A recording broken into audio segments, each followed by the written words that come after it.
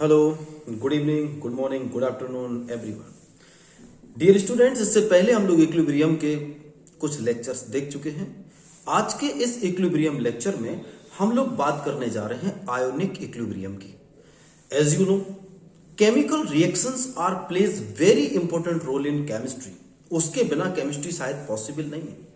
और उन chemical reactions में अगर कोई आयनिक कंपाउंड आ जाए जिसमें आयन बन रहे हो, जिसमें प्लस माइनस बन रहा हो, तो उसका क्या रोल है, केमिकल रिएक्शन का क्या रोल है इक्विलिब्रियम में। इक्विलिब्रियम को हम लोग जानते हैं कि जब forward reaction rate backward reaction rate के बराबर हो जाए तो इक्विलिब्रियम है। तो आयनिक कंपाउंड्स भी इक्विलिब्रियम एग्जिस्ट करते हैं। आयनिक कंपाउंड्स के बीच में भी इक्विलिब्रियम होता है। तो इससे पहले कि हम ये स्टार्ट करें, हमें यह समझना होगा कि आयनिक कंपाउंड्स होते क्या है। तो आयनिक कंपाउंड्स बेटा वो कंपाउंड्स होते हैं जिसमें आयंस प्रेजेंट होते हैं और वाटर में अगर उनको ऐड कर दिया जाए तो उनके आयंस डिसोसिएट्स हो जाते हैं। तो ionic compounds having ions, aqueous medium में इनमें इलेक्ट्रिक करंट पास की जा सकती है। एक्वस मीडियम में इलेक्ट्रिक करंट पास की जा सकती है बिकॉज ऑफ फ्री इलेक्ट्रॉन्स और फ्री आयंस दे है। इनमें फ्री इलेक्ट्रॉन्स और फ्री आयंस होते हैं, इस वजह से इनमें इलेक्ट्रिक करंट भी पास हो जाती है। कौन से ऐसे कंपाउंड है जो कंप्लीटली आयनों में बदल जाते हैं, एक्वस मीडियम मिलाते ही आयनों में बदल जाएं, और कौन से ऐसे कंपाउंड हैं जिनमें एक्वस मीडियम मिलाने पर भी आयनों में बदलाव कम हो, मतलब जो आयन बने वो बहुत कम हो। और कुछ ऐसे कंपाउंड्स भी मिलेंगे हम लोग को जिनमें वाटर ऐड करने से आयन बनेंगे ही नहीं। तो इस आधार पर, इस बेस पर हम लोगों ने क्या तीन तरह को क्लासिफाई किया इन कंपाउंड्स को। Number one, the type of compound just adding water they gives maximum ions, और you can say they 100% dissociates. 100% they will dissociate and 100% these molecules converts into their respective ions. दूसरे तरह के वो compound हैं जिनमें water को add करने पर उनमें आयनाइजेशन, जो डिसोसिएशन प्रोसेस है, वो तो कम है, लेकिन हाँ होता है, पूरा नहीं होता, पूरे नहीं बदलते। 2%, 1%, 3%, 0.5% आयनों में कन्वर्ट हो जाते हैं। और कुछ कंपाउंड्स ऐसे हैं जिनमें वाटर ऐड करने पर आयन बनते ही नहीं है। तो आयनिक इक्विलिब्रियम में सबसे पहले हमें देखना है ionic compound. Ionic compounds having ions as Na+ Cl- या CsCl2 टाइप के compound, that type which are having the ions, और एक्वस मीडियम में मिलाने पर उनके आयंस शो हो जाते हैं, बाहर आ जाते हैं। They have high di electrode potential, उनके पास इलेक्ट्रोड पोटेंशियलिटी ज्यादा होती है। तो जिनके ऊपर, या इसको आप कह सकते हैं high di electronic constant, high dielectric constant, high dielectric constant आप ये कह सकते हो, या इसकी जगह ये कह सकते हो high dielectric constant means जैसे Na और Cl, इन दोनों में आप देख रहे हैं ये क्या है, metal, and this is non-metal. So this electron which is binding in this bond, sodium का इलेक्ट्रॉन किसके पास आ जाएगा, क्लोरीन के पास, and they will form the ions. They will form ions. So this process is known as dissociation. Dissociation process. बेटा ये dissociation process है, ना कि ionisation process. तो डिसोसिएशन प्रोसेस क्या होती है, the process in which the ionic compound, in which the ionic compounds dissociate into their respective ions. Example, CaCl2, Ca++, 2Cl-, MgCl2 Mg++ 2Cl minus etcetera. जबकि ionization क्या होता है, ionization ये क्या होता है, when polar covalent compounds ionize into their respective ions. Example H2O, H plus, OH minus। इसी तरह से और भी कंपाउंड है HCl, H plus, OH minus। तो बच्चों ये डिफरेंस है किसका, आयोनाइजेशन एंड डिसोसिएशन का। गलती से भी कभी हमें नहीं बोल देना है कि कोई भी आयनिक कंपाउंड आयोनाइजेशन करता है। आयनिक कंपाउंड में होता है बच्चों डिसोसिएशन, और पोलर कोवेलेंट कंपाउंड में क्या होता है, आयोनाइजेशन। यानी जब भी पोलर कोवेलेंट कंपाउंड अपने आयन बनाएगा तो इस प्रोसेस को आयोनाइजेशन कहेंगे, और जब भी कोई आयनिक कंपाउंड अपने आयंस बनाएगा एक्वस मीडियम में उसको हम डिसोसिएशन कहेंगे। सो इस चीज को आपको बेटा याद रखना है, इसको आप फटाफट नोट कर लीजिए। अब हम लोग डिसोसिएशन और आयोनाइजेशन के बाद आगे बढ़ते हैं और हम बात करते हैं अब कि इलेक्ट्रोलाइट्स क्या होते हैं। इलेक्ट्रोलाइट्स, तो सबसे पहले अगली हेडिंग आएगी हमारी बच्चों इलेक्ट्रोलाइट्स। ओके, तो जो जो टॉपिक हम समझते जा रहे हैं उन्हें याद रखते जाना है बेटा। हमने क्या सीखा अभी हाल, difference in ionization and dissociation. दूसरे नंबर पर हमें बात करनी है इलेक्ट्रोलाइट्स पर।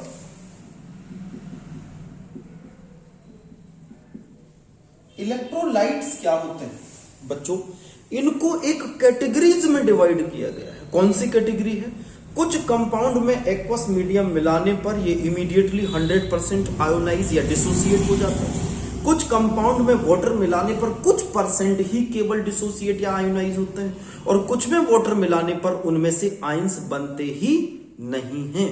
तो जिन कंपाउंड्स में वाटर को ऐड करने पर या एक्वस मीडियम में या फिर कुछ में उनके मोल्टन स्टेट में आयंस फॉर्म हो, आयंस हो उसके अंदर, वो होते हैं हमारे पास स्ट्रॉन्ग इलेक्ट्रोलाइट। अगर उस वो 100%, बेसिक कॉन्सेप्ट क्या है, अगर कोई कंपाउंड 30% से ज्यादा डिसोसिएट हो जाए तो नंबर 1, इफ एनी कंपाउंड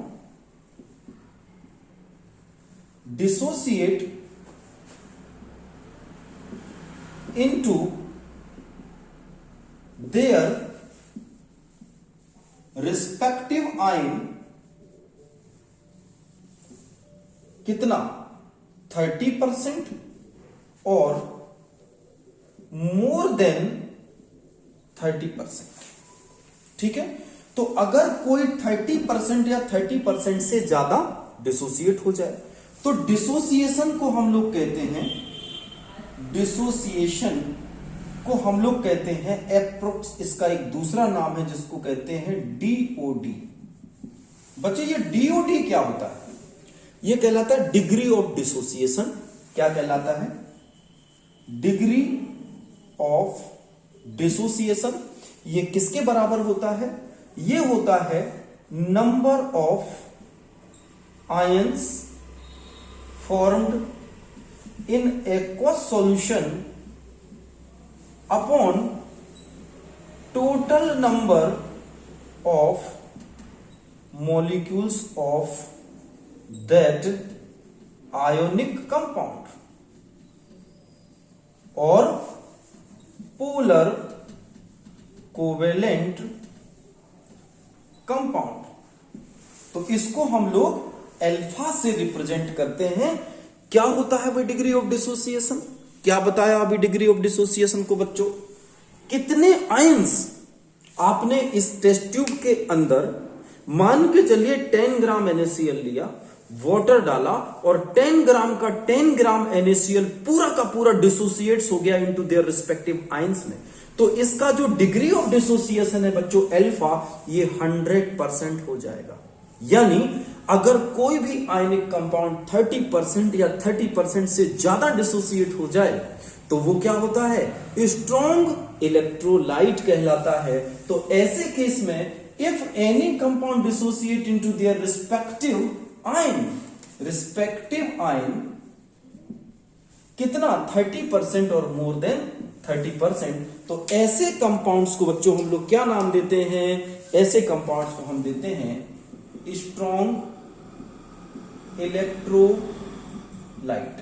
ऐसे कंपाउंड को हमने क्या नाम दे दिया, स्ट्रॉन्ग इलेक्ट्रोलाइट। एग्जाम्पल देते हैं, जैसे HCl हुआ, NaCl हुआ, ठीक है, जिस तरह से CaCl2 हुआ, MgCl2 हुआ, एटसेट्रा। ये 100% डिसोसिएट्स होने वाले कंपाउंड हैं। इनको पानी में डालते हैं, इनके के सारे मॉलिक्यूल्स आयनों में कन्वर्ट हो जाएंगे, इसलिए ये कैसा है, एक स्ट्रॉन्ग इलेक्ट्रोलाइट।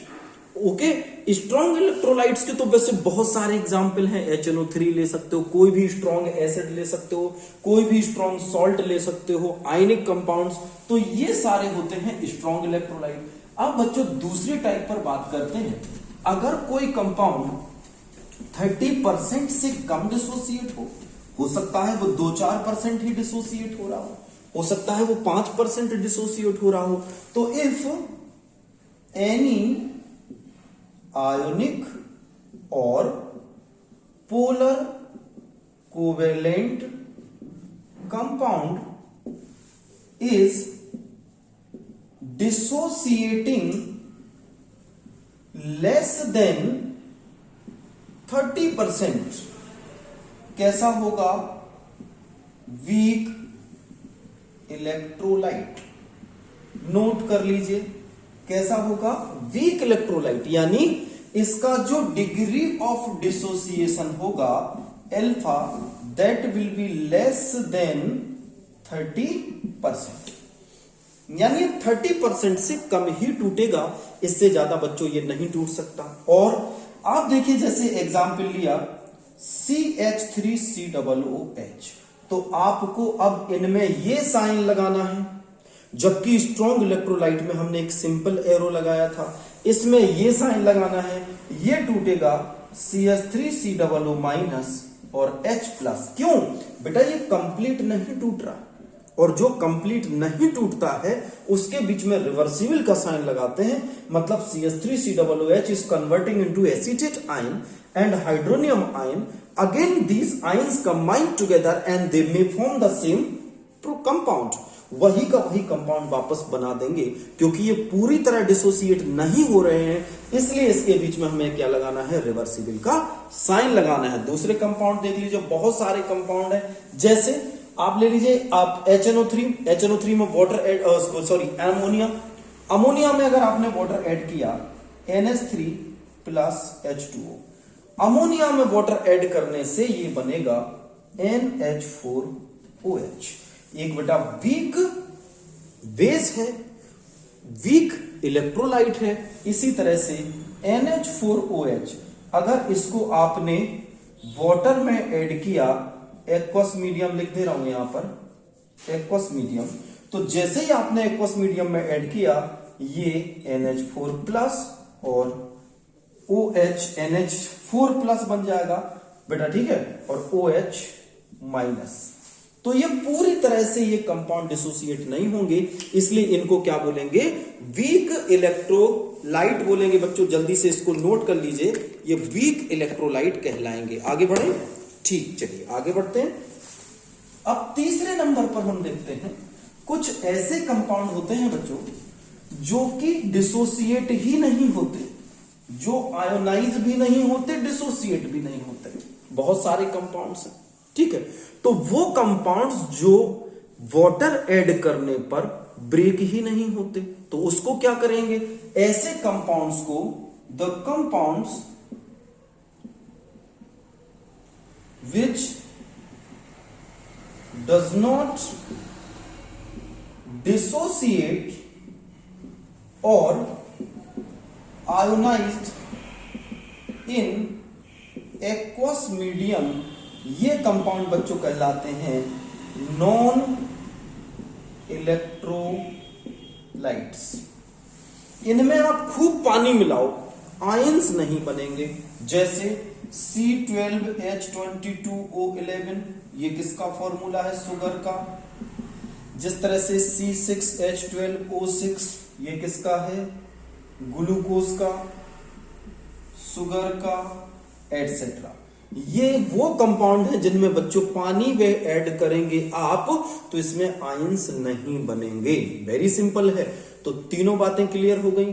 क्या क्या पढ़ चुके? अभी हम डिग्री ऑफ डिसोसिएशन पढ़ चुके, आयोनाइजेशन क्या होता है पढ़ चुके, इसके अलावा हम लोग आयोनाइजेशन पढ़े, डिसोसिएशन पढ़े, और इलेक्ट्रोलाइट्स भी अभी हम लोगों ने देखा कि इलेक्ट्रोलाइट्स तीन तरह के होते हैं: strong electrolyte, weak electrolytes and non electrolyte. चलिए आप आगे बढ़े और अब हमारे पास आता है एसिड बेस कॉन्सेप्ट। ठीक है बच्चों, क्या आता है हमारे पास? Acid base concept.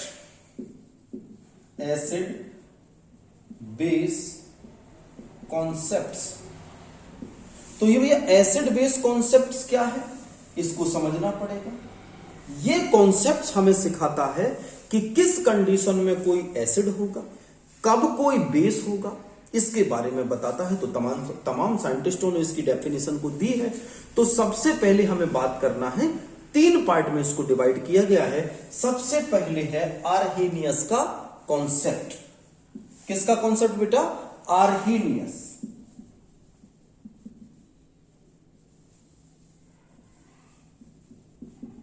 तो आर्हेनियस एक साइंटिस्ट था, उसने एक कॉन्सेप्ट दिया। बोलता है एसिड वो कंपाउंड होते हैं जिसको वाटर में ऐड करो तो H+ आयन दे देता है उसको, और ये दिया था इसने 1887। इसने बताया है कि एसिड्स क्या होते हैं? The compound when they mixed with water to give H+ ions. अब जो H+ आयन बेटा बनेगा ये वाटर के साथ कंबाइंड हो जाएगा, इसके जो लोन पेयर हैं उसके साथ ये कंबाइंड हो जाएगा और ये बनाएगा H3O+, जिसको कहते हैं हाइड्रोनियम आयन। तो एसिड्स वो कंपाउंड है when they mixed with water या when they comes in the contact of water और वो H+ को छोड़ देते हैं, उनको एसिड कहते हैं। और इसने एसिड को रिप्रेजेंट किया HX से। जब इसको आपने तोड़ा, जैसे आप तोड़ेंगे ये बनेगा H+ एंड X- बच्चों। ओके, इसी तरह से बेस क्या होते हैं? Base when they mixed with water to form or give OH hydroxyl ions। जैसे MOH, M कोई मेटल है, M+ तो OH-। तो इसमें एसिड्स में कितने एग्जाम्पल बच्चों आ जाएंगे? अनगिनत एग्जाम्पल आ जाएंगे। एग्जाम्पल मैं यहां पर लिख रहा हूं, जैसे HCl, H2SO4, HNO3, H3PO4, okay, HF, HBr etcetera. ये सभी एसिड की कैटेगरी में आए। बेस की कैटेगरी में क्या आएंगे? NH4OH, NaOH, CaOH whole twice, AlOH whole thrice. ये सभी किसकी कैटेगरी में आ जाएंगे बच्चों? बेस की कैटेगरी में आ जाएंगे। तो ये बताया किसने? आर्हेनियस ने एक कॉन्सेप्ट दिया और इस कॉन्सेप्ट के अकॉर्डिंग उसने बताया कि अगर कोई कंपाउंड वाटर में ऐड करके अगर उसको वो H+ आयंस को प्रोड्यूस करे तो समझ लीजिए कि वो एसिड है, और अगर कोई compound base produce OH ion देता है तो समझ लीजिए वो क्या है बच्चों? बेस है। क्लियर हो गई ये बात? वेरी गुड, आगे बढ़े। तो ये बेस हो गया और एसिड किसके अकॉर्डिंग? आर्हेनियस के अकॉर्डिंग। यानी आर्हेनियस ने कहा कि एसिड वो हैं जो H+ दें, आर्हेनियस ने कहा बेस वो हैं जो OH- दें। लेकिन आर्हेनियस की ये बात बच्चों फेल हो गई। क्यों? क्योंकि हर कंपाउंड में H+ तो नहीं होता। अभी हम लोग पढ़ेंगे कई ऐसे कंपाउंड जिसमें H+ नहीं है, OH- नहीं है, लेकिन वो एसिड है या फिर बेस है। तो आर्हेनियस का यहां पर कई जगह ये कॉन्सेप्ट क्या हो जाएगा, फेल हो जाएगा। जैसे हम बात करें अमोनिया NH3 को वाटर में ऐड करने पर ये NH4OH बनाता है, लेकिन ये बेस है ना, वो H देता है तो OH गेन करता है। तो इसमें तमाम बातें हैं बेटा जिससे ये कॉन्सेप्ट पूरी तरह से क्लियर नहीं हो पाया, और इसी बात वजह से आर्हेनियस का कॉन्सेप्ट फेल हो गया। कि कई ऐसे कंपाउंड हैं, जैसे मैं एक और एग्जांपल देता हूं आपको, जैसे मैं लिखूं AlCl3। ओके बेटा, मैं लिख देता हूं, जैसे मैंने लिखा AlCl3 BF3 एटसेट्रा, ये दोनों H+ भी नहीं दिख रहा इसमें, OH- भी नहीं दिख रहा, लेकिन दोनों के दोनों एसिड हैं। कैसे हैं? दोनों एसिड्स हैं, एसिड की तरह बिहेव करते हैं। तो भाई ऐसा क्या है इनके अंदर? तो यहां पर आर्हेनियस फेल हो गया, आर्हेनियस की थ्योरी यहां पर फेल हो गई। दूसरी थ्योरी, इस थ्योरी को सही करने के लिए दूसरी थ्योरी बेटा यहां पर प्रपोज हुई, और जिस थ्योरी का नाम है ब्रोंस्टेड-लॉरी कॉन्सेप्ट। चलिए देखते हैं ये कॉन्सेप्ट क्या होता है। ब्रोंस्टेड और लॉरी एक दो साइंटिस्ट थे बेटा,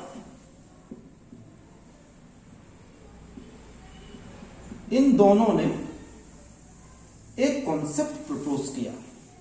तो इन्होंने कहा कि कोई बात नहीं, कई ऐसे कंपाउंड हैं जो कंपाउंड जिनके अंदर H+ नहीं है, जिन कंपाउंड के अंदर OH- नहीं है, लेकिन फिर भी ये कंपाउंड क्या करते हैं, ये कंपाउंड एसिड या बेस की तरह काउंट किए जाते हैं। ठीक है, तो इस कॉन्सेप्ट के अकॉर्डिंग हमें देखना है। तो इसने एक सिंपल कॉन्सेप्ट दिया कि इसने कहा कि एसिड वो कंपाउंड है और बेस वो कंपाउंड है जो सिर्फ प्रोटॉन से रिलेटेड होते हैं। इसने इसकी थ्योरी किसके ऊपर बेटा बेस्ड थी? Theory based on protons. तो इसकी थ्योरी प्रोटॉन्स के ऊपर बेस्ड थी, और इसने कहा प्रोटॉन्स H+ होता है। H+ कब बनता है? जब एक H में से आप एक इलेक्ट्रॉन हटा दो तो H+ बनता है। भाई इसमें केवल प्रोटॉन ही तो है। तो इसने कहा कि ये प्रोटॉन है, और इसने कहा कि एसिड्स को भैया अब आप एक से एक्सप्लेन नहीं करेंगे। इसने कहा कि एसेप्ट्स वो कंपाउंड हैं जो डोनेट करते हैं प्रोटॉन को। तो एसिड्स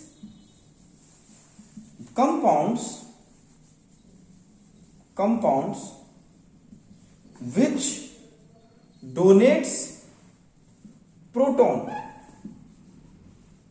तो बेटा इसने कहा कि एसिड्स वो कंपाउंड है जो प्रोटॉन को डोनेट करते हैं, यानी प्रोटॉन यहां पर बेटा क्या हो गया, H+ हो गया कि नहीं हो गया, H+ हो गया।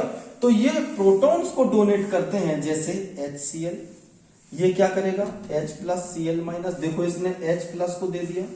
H2SO4, ये भी क्या करेगा H+ एंड HSO4। देखो बच्चों इसने भी H+ को दे दिया। तो ये क्या है, प्रोटॉन्स हैं। तो प्रोटॉन्स H+ है, और इसके अकॉर्डिंग बच्चों एसिड वो थे जो H+ आयन को दे देते हैं एक्वस सॉल्यूशन में। तो जो डोनेट करते हैं H+ को वो एसिड। फिर इसने कहा बेस क्या है? तो देखो इसने बताया कि बेस वो कंपाउंड हैं जो कि H+ को गेन करते हैं। अब इसने देखो बेटा, इसने बेस में OH का नाम नहीं लिया। इसने कहा कि base is the substance which can accept a proton. तो जो प्रोटोन को एक्सेप्ट करते हैं बेस, इसने बताया कंपाउंड्स विच एक्सेप्ट्स प्रोटॉन्स, यानी H+ को जो गेन करे वो क्या होगा, उसमें क्या होगा, वो बेस होगा।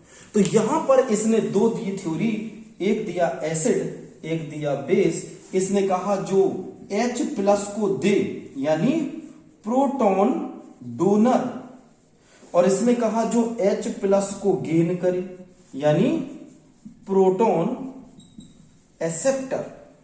नोट कर लीजिए इसको, बेस क्या होते हैं? प्रोटॉन एक्सेप्टर होते हैं। एसिड्स क्या होते हैं? प्रोटॉन के डोनर होते हैं। चलिए कुछ रिएक्शंस पर बात कर लें तो अभी अपन को पता चलेगा कि कौन सा एसिड है, कौन सा बेस है ब्रॉन्स्टेड के अनुसार। चलो देखते हैं। देखो बच्चों, मैं यहां पर एक रिएक्शन लिखी मैंने, HCl H plus Cl minus, यानी इसने H प्लस को क्या किया? दिया। तो जिसने H प्लस को बेटा दे दिया, H प्लस को दे दिया, तो ये प्रोटॉन को गिवन कर रहा है। जो प्रोटॉन के दे वो एसिड होता है। इसी रिएक्शन को अगर वाटर H2O की रिएक्शन HCl के साथ करा दो, ठीक है, या HNO या अमोनिया के साथ करा दीजिए। किसके साथ बच्चों? अमोनिया के साथ। तो देखो क्या होगा इसमें यहां से एक H प्लस जाएगा और यहां जुड़ जाएगा, तो ये बन जाएगा NH4 प्लस आयन, और ये बच जाएगा OH माइनस आयन। तो मुझे एक बात बताओ बेटा, H2O ने क्या किया? H2O ने एक अपना H प्लस को दिया और किस में ये कन्वर्ट हो गया? OH minus H plus. तो बेटा जो H प्लस थे वो एसिड, इसका मतलब है वाटर क्या एसिड है? हाँ जी, यहां पर वाटर ब्रॉन्स्टेड एसिड कहलाएगा, क्योंकि वाटर H प्लस को देता है। तो यहां पर वाटर काम कर रहा है H एसिड। आप कहेंगे सर वाटर तो अभी तक सुना ही नहीं एसिड। कोई बात नहीं, आप सुन लो। वाटर एसिड, अमोनिया ने एक H प्लस को बेटा गेन किया और इसी H प्लस को गेन करके ये बन गया, एक H प्लस को गेन किया और ये बन गया NH4। मैंने कहा था जो H प्लस को गेन करे ये क्या हो जाएगा? ये कहलाएगा बेस। तो यहां पर वाटर एज अ एसिड काम कर रहा है। वाटर क्या है? एसिड। और ये अमोनिया जो है वो क्या काम कर रहा है बेटा? यहां पर बेस का काम कर रहा है। क्लियर हो गई बात? नोट कर लीजिए इसको, जल्दी से आगे बढ़ते हैं, फिर फटाफट से इसको नोट कर लीजिए।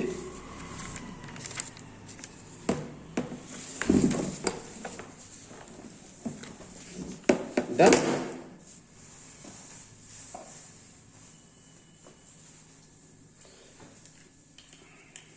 चलिए आगे बढ़े।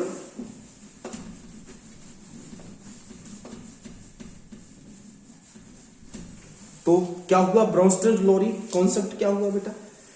यानी एसिड्स वो कंपाउंड हैं जो प्रोटॉन को डोनेट करते हैं, बेस वो कंपाउंड हैं जो प्रोटॉन को एक्सेप्ट करते हैं।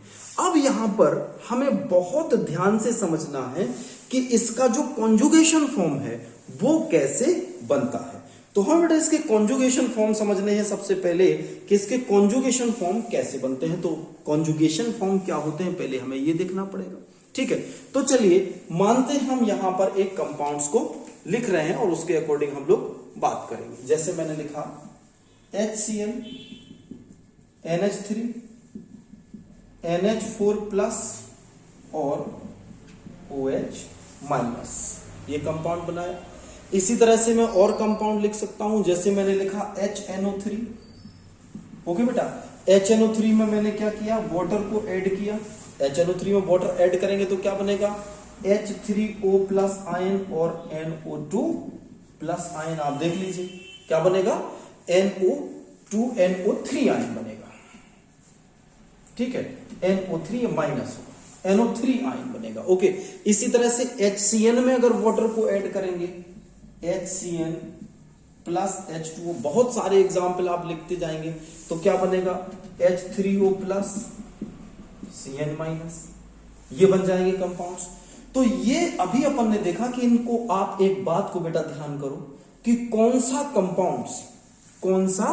कंपाउंड्स H प्लस को दे रहा है। तो यहां पर देखो, जो H प्लस को दे वो क्या होगा?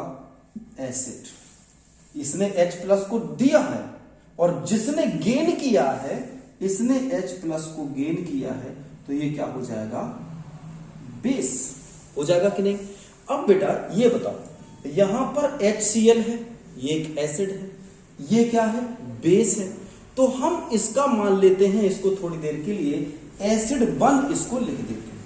यहां पर इसको क्या लिख देते हैं बेटा, एसिड 1, एसिड 1, ओके, एसिड 1। क्यों, ये H+ को दे रहा है।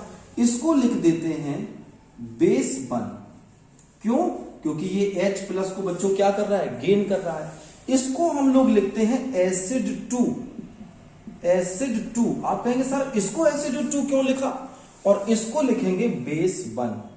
ये बहुत ध्यान से समझना है बेटा, ऐसा क्यों लिखा, क्योंकि एक बात बताओ, ये भी तो H+ अब दे सकता है, NH4+ हो गया, अब ये H+ वापस दे भी तो सकता है। तो अब ये एसिड दूसरा एसिड नहीं बन गया, ये दूसरा एसिड बन गया कि नहीं बन गया। तो एसिड 1 का जो हमारे पास, याद रखना, इसका जो फॉर्म बना एसिड से, यहां पर ये एसिड 2 क्या कह रहा है कि जब NH3 ने एक H+ को गेन किया तो ये कन्वर्ट हो गया NH4+ में, ठीक है ना। अब इसी को बाद में आप ऐसे भी तो लिख सकते हो बच्चों, इसको कैसे लिख सकते हो, देखो मैं बता रहा हूं। आप NH4+, ये क्या करेगा, H+ और NH3 नहीं बना सकता। टेल मी, अगर NH4 को आपने एक्वस मीडियम में डाले रखा तो ये वापस अपना H+ दे देगा, तो ये एक एसिड की तरह भी तो काम कर रहा है, ये एक एसिड की तरह भी तो काम कर रहा है। तो यहां पर सबसे इंपॉर्टेंट चीज बच्चों यही है कि वो अपने आप में, जहां पर HCl एक H+ को दे रहा है, NH4 बना दे रहा है, NH3 एक इलेक्ट्रॉन को ले रहा है, बाद में वही NH4 एक H+ को दे सकता है। तो इन दोनों में अब हमें देखना है कॉन्जुगेशन सिस्टम। तो चलिए स्टार्ट करते हैं कॉन्जुगेशन सिस्टम। ब्रोंस्टेड लॉरी का बेटा ये सबसे इंपॉर्टेंट पार्ट अब मैं पढ़ाने जा रहा हूं। यहां से सवाल कैसे बनेंगे देखिए, जल्दी से एक बार रिवाइज करिए। एसिड क्या, जो H+ दे दें यानी प्रोटॉन दे दें। बेस क्या, जो प्रोटॉन को गेन कर लें। तो अब जरा हम बात करते हैं व्हाट आर कॉन्जुगेट बेस। अब हमें कॉन्जुगेशन पर बात करना है। जैसे मैंने लिखा HS-, मैंने कहा HS- का कॉन्जुगेट बेस क्या होगा, कॉन्जुगेट बेस क्या होगा। तो बेटा एक बात ध्यान रखना, इसमें से H हटा दो, बेस क्या करेगा, भाई H, एक कम H कम करना है, तो इसका एक जब आप H कम कर देंगे तो S-, यानी आपको क्या करना है, to form conjugate base H remove करना है। याद रखना, H को क्या करना है बच्चों, रिमूव करना है। यहां से कॉन्सेप्ट ध्यान रखना, H को रिमूव करना है। अगर आप कॉन्जुगेट बनाना चाहते हो उसका, जैसे हमारे पास क्या है HS है, कोई भी कंपाउंड मैंने दे दिया, मैंने कहा उसका कॉन्जुगेट बनाओ, कॉन्जुगेट बेस बनाओ। तो जब भी आपको कॉन्जुगेट बेस बनाना है, याद रखना उसमें से एक H को हटा देना है। आप जैसे दूसरा एग्जाम्पल लेते हैं H3O+।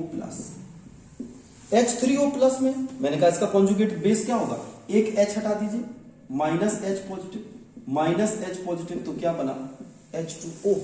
ये हो जाएगा इसका कॉन्जुगेट बेस। और एग्जाम्पल लेते हैं H2PO4-, इसका कॉन्जुगेट बेस क्या बनेगा, H हटा दीजिए, क्या बनेगा, HPO4-। ये आपने H को हटा दिया, ठीक है, 2 माइनस हो जाएंगे H हटाने के बाद।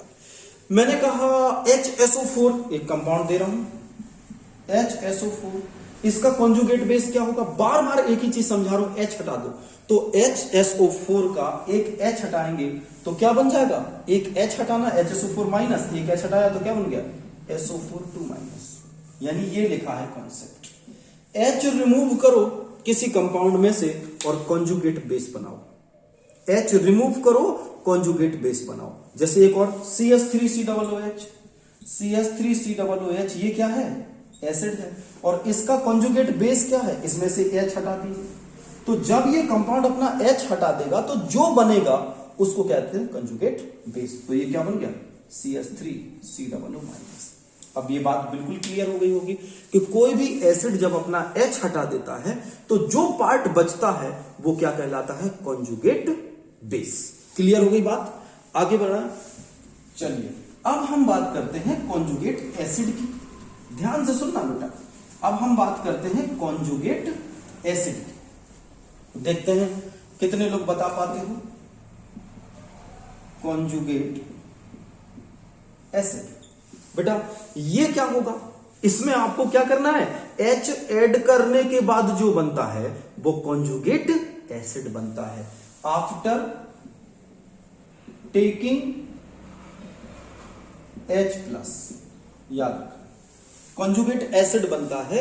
H प्लस को जब कोई गेन कर ले तो वो कॉन्जुगेट एसिड बनता है। जैसे मैंने कहा हमारे पास एक आयन है OH माइनस, इसका कॉन्जुगेट एसिड बनाओ, तो कॉन्जुगेट एसिड क्या करेगा, ये H2O बन जाएगा। तो मुझे एक बात बताओ बेटा, जो H प्लस को गेन करता है वो क्या होता है, बेस, तो ये क्या कहलाएगा यहां पर, बेस।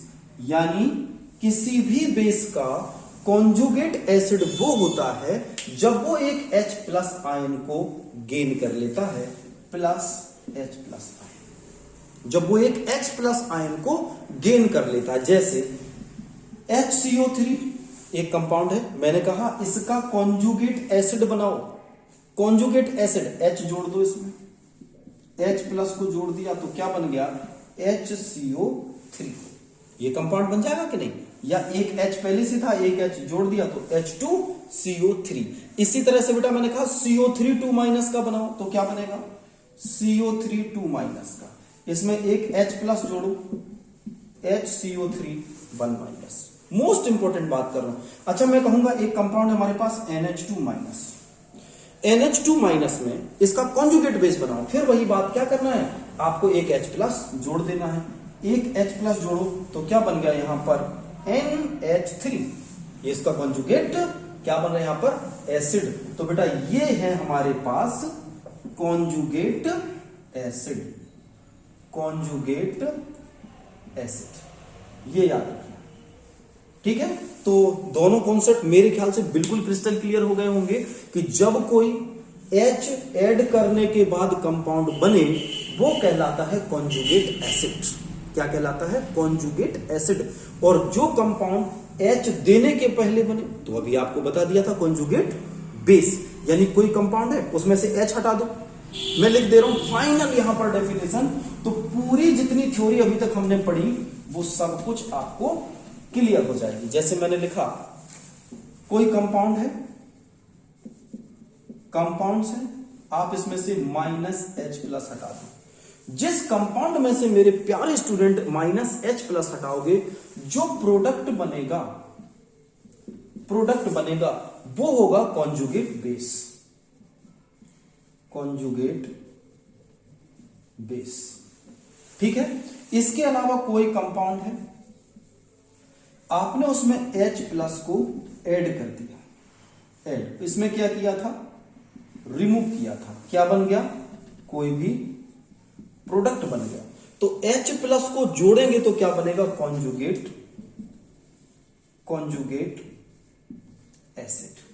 ओके, ये कॉन्जुगेट एसिड है और ये कॉन्जुगेट बेस है। फटाफट से इसको नोट कर लीजिए जल्दी से, conjugate acid and conjugate base. चलिए अब कुछ एक्सरसाइज हो जाए इसकी, क्योंकि इसमें से सबसे ज्यादा आने वाले टॉपिक्स हैं, कॉन्जुगेट एसिड क्या है, कॉन्जुगेट बेस क्या है। इसकी एक्सरसाइज कर लेते हैं। चलिए एक्सरसाइज करते हैं। मैं लिख रहा हूं यहां पर स्पीसीज, ओके बच्चों, यहां पर लिख रहा हूं कॉन्जुगेट एसिड और उस तरफ लिख रहा हूं कॉन्जुगेट बेस, कॉन्जुगेट बेस। चलिए बताना है आपको कि कौन स्पीसीज है, कौन कॉन्जुगेट एसिड होगा और कौन कॉन्जुगेट बेस होगा। सबसे पहले H2O बेटा कॉन्जुगेट एसिड बनाना है। मैंने क्या कहा था, कॉन्जुगेट एसिड में H जोड़ दो, तो यहां लिख दूं add H plus, remove H plus, okay.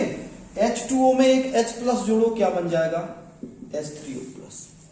Conjugate base बनाना है, H2O में से एक H हटा दो, क्या बन जाएगा, OH माइनस। दूसरा नंबर, ठीक है, बताओगे HCO3 का कॉन्जुगेट एसिड क्या होगा, ये स्पीसीज है, H जोड़ दीजिए तो क्या हो जाएगा, H2CO3। इसमें से H हटा दीजिए तो CO3 2 माइनस, एक माइनस पहले से था, एक माइनस और आ जाएगा। क्लियर। अगला बताइए HSO4 माइनस, इसमें कॉन्जुगेट एसिड में H जोड़ दीजिए, क्या बन जाएगा H2SO4। कॉन्जुगेट बेस में एक H हटा दीजिए, क्या बन जाएगा SO4 2 minus. Okay, last example है NH3। अमोनिया में से कॉन्जुगेट एक H ऐड कर दीजिए तो कॉन्जुगेट एसिड बन जाएगा NH4+। अमोनिया में से एक H को हटा दीजिए तो कॉन्जुगेट बेस बन जाएगा NH2-। क्लियर। मेरे ख्याल से अब ये कॉन्सेप्ट आपको बिल्कुल क्लियर हो गया होगा। तो चलो इस कॉन्सेप्ट को आगे अब नहीं कैरी करेंगे, काफी हो गया, इसकी एक्सरसाइज आपको देते रहेंगे। अब हम एसिड बेस का बेटा लास्ट कॉन्सेप्ट पर बात करने जा रहे हैं, और जो लास्ट कॉन्सेप्ट है Lewis acid and Lewis base. Okay, चलिए हेडिंग डाल दीजिए फटाफट। Lewis acid and Lewis base किसे कहते हैं, हेडिंग डालिए फटाफट। Lewis acid and Lewis base. मेरे को मार्कर लेना एक दूसरा वाला, ये ठीक है। चलिए, तो अब हम लोग बात करते हैं लुईस एसिड और लुईस बेस की। चलिए, लुईस एसिड बेस कॉन्सेप्ट। बच्चों, जहां पर ब्रोंस्टेड भी कई चीजों को एक्सप्लेन नहीं कर पाया, सबसे पहली तो बात यह आती है कि ब्रोंस्टेड फेल क्यों हुआ। लुईस में ऐसा क्या आया कि ब्रोंस्टेड नहीं कर पाया।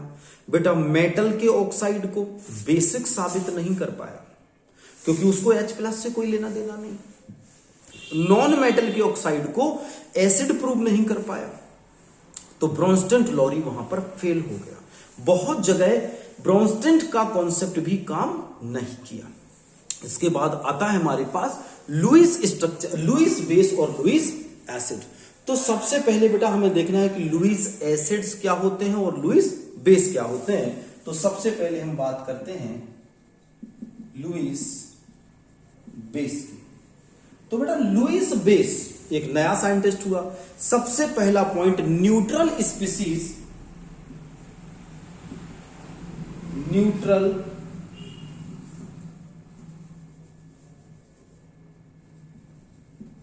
species having at least one lone pairs of electron.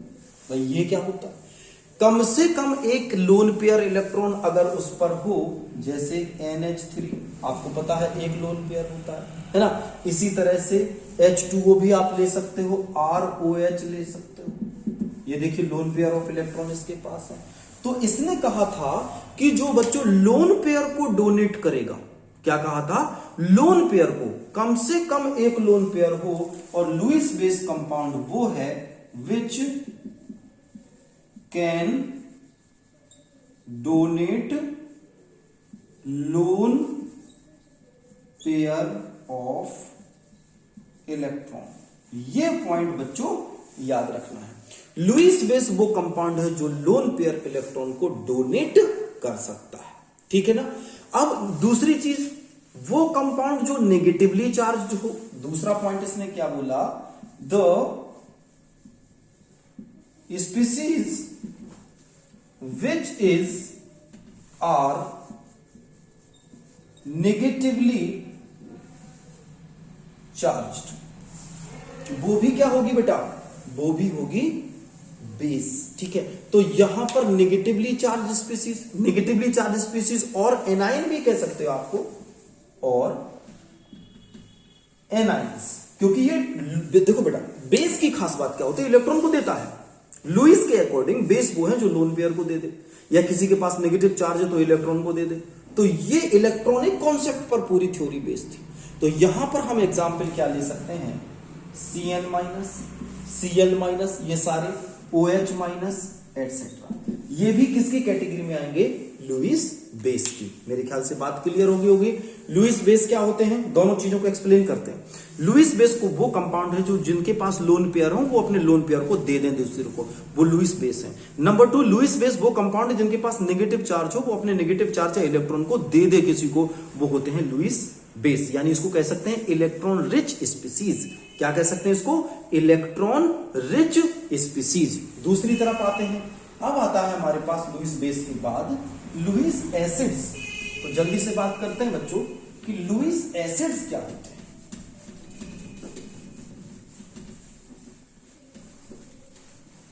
ठीक है, चलिए लुईस एसिड्स यहां पर आ जाओ बेटा। लुईस एसिड जस्ट उस उल्टे जो लोन पेयर को गेन करें। तो सबसे पहला पॉइंट अपन क्या लिखेंगे, the molecule which the central atom has incomplete octet can take lone pair. Number 1, ये लोन पेयर को क्या करेंगे, एक्सेप्ट करेंगे, लोन पेयर को गेन करने वाले होंगे। या फिर molecules in which the central atom, molecules in which the central atom, जो भी मॉलिक्यूल का सेंट्रल एटम है, has incomplete octet।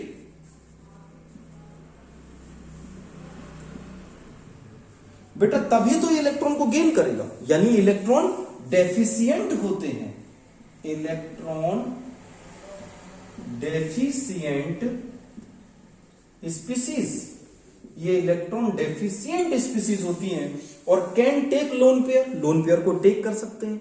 या फिर जिनका सेंट्रल एटम का ऑक्टेट कंप्लीट नहीं हो तो वो तो लोन पेयर को गेन करने के बाद ही अपना कंप्लीट करेंगे। ठीक है, और इसके अलावा भी होते हैं मॉलिक्यूल जनरली विच एटम्स डिसिमिलर इलेक्ट्रॉन। देखो बहुत सारे एग्जाम्पल हैं इसके, हमें मेन अभी ये देखना है कि लुईस एसिड्स वो हैं जो इलेक्ट्रॉन डेफिशिएंट है, जिनका सेंट्रल एटम के पास इलेक्ट्रॉन नहीं है और वो इलेक्ट्रॉन को लेने की कोशिश करता है। इसी तरह से कभी कभी डबल बॉन्डेड कंपाउंड जिनके, जैसे मैंने लिखा C डबल बॉन्ड O और O, तीसरे नंबर पर, ये पहला, ये दूसरा, ये तीसरा। डबल बॉन्डेड कंपाउंड जिसकी इलेक्ट्रोनेगेटिविटी डिफरेंट हो, अगर इसके ऊपर आपने OH माइनस को अटैक कराया तो बेटा ये OH माइनस कहां जाएगा, ये OH माइनस इस C के ऊपर चला जाएगा। ठीक है, और जैसे ही जाएगा तो ये बॉन्ड यहां टूट जाएगा, तो कंपाउंड क्या बनेगा, O double bond C OH O minus, यानी HCO3 1 माइनस का स्ट्रक्चर है। तो इस कंपाउंड ने देखो नेगेटिव चार्ज को गेन किया, इलेक्ट्रॉन को गेन किया, क्योंकि इसके पास डबल बॉन्ड था, अनसैचुरेशन था। तो इसने क्या किया, डबल बॉन्ड, ये इलेक्ट्रॉन को गेन किया, OH का ये जो है उसको ही खुद से जोड़ दिया और डबल बॉन्ड इस तरह की स्पीसीज में कन्वर्ट हो गया। तो यहां पर एक बात बच्चों बिल्कुल क्लियर हो जाती है कि वो सारे कंपाउंड जिनके पास इलेक्ट्रॉनों की कमी है वो लुईस एसिड हैं, और वो कंपाउंड जो इलेक्ट्रॉन रिच हैं वो लुईस बेस हैं। लेकिन सभी लुईस बेस नहीं होते, हर कंपाउंड लुईस बेस नहीं है। लुईस बेस वो कंपाउंड है जो अपने लोन पेयर को दूसरे को डोनेट करा दे। याद रखना, लोन पेयर को डोनेट कराने की क्षमता रखे, उसको हम लोग लुईस बेस कहते हैं, और लुईस एसिड जो लोन पेयर को गेन करे। चलिए कुछ एग्जाम्पल्स देखते हैं, जैसे NH3, बच्चों इसके पास लोन पेयर है, जबकि BF3, मैंने आपको इससे पहले के लेक्चर में भी बताया था कि B के बाहर बैलेंस इलेक्ट्रॉन 3 है, 3 इसके 6 हो जाएंगे, 2 की कमी है, तो ये इसको कोऑर्डिनेट बॉन्ड करेगा, 2 इलेक्ट्रॉन को इसको डोनेट करके कोऑर्डिनेट बॉन्ड बनाएगा। तो ये इलेक्ट्रॉन रिच है, ये लुईस बेस है, और इलेक्ट्रॉन डेफिशिएंट है, ये लुईस एसिड है। तो इस एग्जाम्पल को आपको याद रखना है। ठीक है, इसी तरह से मैंने बनाया BF3 माइनस, एक BF3 कोई कंपाउंड ले लिया BF3, और इसके ऊपर अगर अपन ने एक F को जोड़ा, एक F, तो बच्चों ये क्या बन जाएगा, कैन यू टेल मी, ये बन जाएगा BF4, क्योंकि इसके पास लोन पेयर है, इसके पास आ जाएंगे BF4 और एक माइनस। तो यहां पर ये लोन पेयर है, ये क्या है, लुईस बेस, और क्या है, लुईस एसिड। मेरे ख्याल से कॉन्सेप्ट क्लियर हो गए होंगे।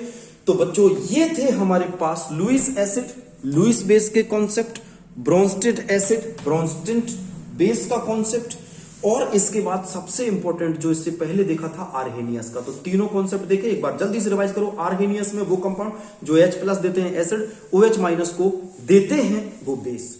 ब्रोंस्टेड ने क्या कहा था, जो प्रोटॉन को देता है वो एसिड, जो प्रोटॉन को लेता है वो बेस। और ब्रोंस्टेड ने कॉन्जुगेट एसिड और कॉन्जुगेट बेस की कॉन्सेप्ट बताया, जो मैंने आपको एक्सप्लेन किया। तीसरे नंबर पर आते हैं लुईस एसिड, वो कंपाउंड जो इलेक्ट्रॉन डेफिशिएंट होते हैं, इलेक्ट्रॉन को गेन करते हैं। लुईस बेस वो जो इलेक्ट्रॉन को डोनेट करते हैं। इसके एग्जाम्पल्स को हम लोग कैरी करेंगे, उनको भी बहुत सारे एग्जाम्पल देखेंगे, क्योंकि सारे लोन पेयर रखने वाले लुईस बेस नहीं होते। ठीक है, तो इन कॉन्सेप्ट्स को, इतने कॉन्सेप्ट्स को आपको तैयार करना है। इसके नेक्स्ट लेक्चर में कौन से कंपाउंड लुईस एसिड नहीं होते, कौन से कंपाउंड लुईस बेस नहीं होती, जबकि उनके पास लोन पेयर भी होता है। प्लस इसके अलावा हम लोग पीएच और जो हमारे पीएच के कॉन्सेप्ट्स हैं उनको डिटेल से हम लोग क्लियर देखेंगे। तब तक के लिए thank you so much, keep watching, thank you.